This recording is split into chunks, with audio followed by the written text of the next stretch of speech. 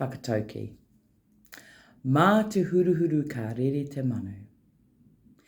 Adorn the bird with feathers so that it may soar. QP3 Whānau-Centred Practice. All of my mahi is whānau related. All of my mahi is mokopuna related. So when we adorn the birds, i.e. we work alongside whānau, we give them information, okay, I might as well start with some links. Okay, so adorning the bird. Okay, so we are using things like te tiriti o waitangi, partnership, participation, protection. You know, we're taking part in that. We're taking part in their learning. We're taking part in ensuring that whānau Māori get that, as well as all whānau. Early learning action plan, whānau at the centre, barrier-free access to education that they choose. What else have we got? Te whāriki, mokopuna, play is a child's work, communication. You know, when we're sharing those little gems, like my communication resource, you know, that is the huruhuru that help the birds, the bird fly. You know, it's giving whānau the tools and strategies so that their child, their mokopuna, can soar, so that they, as a whānau, can whakapiki i tā rātou oranga, you know, so that they can uplift themselves. And that's something that's been integral to this year's practicum. I want to talk about an example though. So that's how my QP evolved. It started off looking at a cycle of he pikorua and going through the process of gathering information to write an oars, waiting for the oars decision, and then planning ahead. Okay, so here's the choppy waters. Here's the example. The choppy waters was, you know, it was going through that process, saying to the whānau that, hey, look, we don't know if this is going to go through, but we'll try our best. We will capture this mokopuna, the reality of this, what it's like for the mokopuna in her learning environment. Anyways,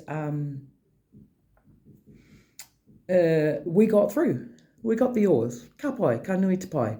But the choppy waters were that she couldn't start school at her local specialist school because there were no spaces until 2024. So there was a lot going on for the whānau at that time as well. So anyway, I guess what I want to say is that we got through those choppy waters. We rode through them.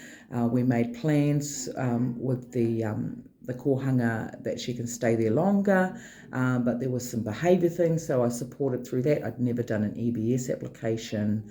I'd never sat down with whānau and said, look, hey, when it comes to behaviour, this was a new thing, and I just really relished that whānau and I worked together. And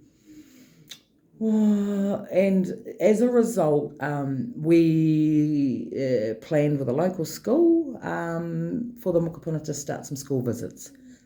So she did some school visits, and the local school was really accommodating for those visits. And so what's happened as a result is that they were a bit worried about the move for her to start school. And then the specialist school rang and said, hey, look, we have got an immediate, this moko can start next year, and we want you to come down and have a look around, and her enrollment is literally at the end of this week, and she's going to do some school transition visits through November. And you know, the whole journey was really whānau-centred. It was really about what the whānau, you know, their mana, what they wanted. And I had to pivot, roll with it, and learn along the way. Now I've built a new network that I never had before. I'd never sent any mokopuna to the specialist school. I also strengthened my relationship with the school that she may have went to. So, you know, we have to be available to pivot and available to shift direction of our hoi to meet the whānau and whānau-centred practice. So that's just one example I want to illustrate for my QP. So I hope you enjoyed that.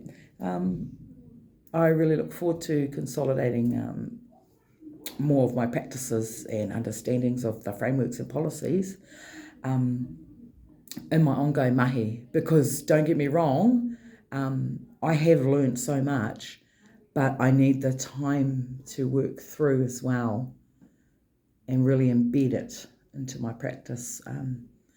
But hey, we're lifelong learners, so I actually looking forward to it. Aha ko he iti he pounamu might seem like a little thing, but actually putting things into practice is the big thing, the life-wide, the T-shaped practitioner that I aspire to be. Kia ora.